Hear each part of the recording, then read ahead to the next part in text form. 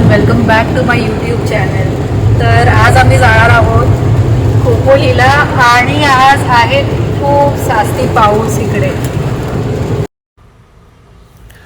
मुंबईच्या गोंगाटातून दूर निसर्गाच्या कुशीत असलेले हे ठिकाण मनाला खूप शांतता देणारं आहे. इथे येताना रस्त्यात दिसणारे डोंगर, हिरवळ आणि थंड हवा सगळ्यांना खूप सुंदर वाटत होतं. आता आपण मठाच्या परिसरात पोचलो आहोत.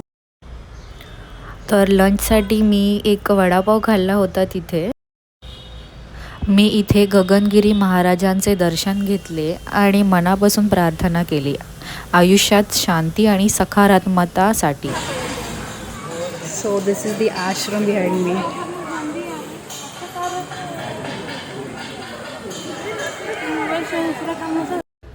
इथे वाहणारा छोटासा पाण्याचा प्रवाह, आजूबाजूचा निसर्ग आणि पक्ष्यांचे आवाज खरंच मेडिटेशनसारखा अनुभव होता.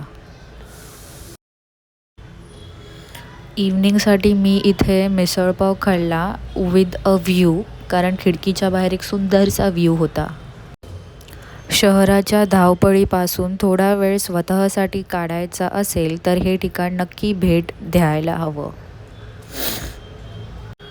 आजचा हा अनुभव माझ्यासाठी खूप पीसफुल होता. तुम्हाला असा स्पिरिच्युअल आणि नेचर फील्ड अनुभव घ्यायचा असेल तर खोपोलीच्या गगनगिरी महाराज